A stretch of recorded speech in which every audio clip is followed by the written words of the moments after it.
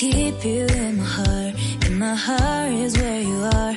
I still think of you. I want you coming back.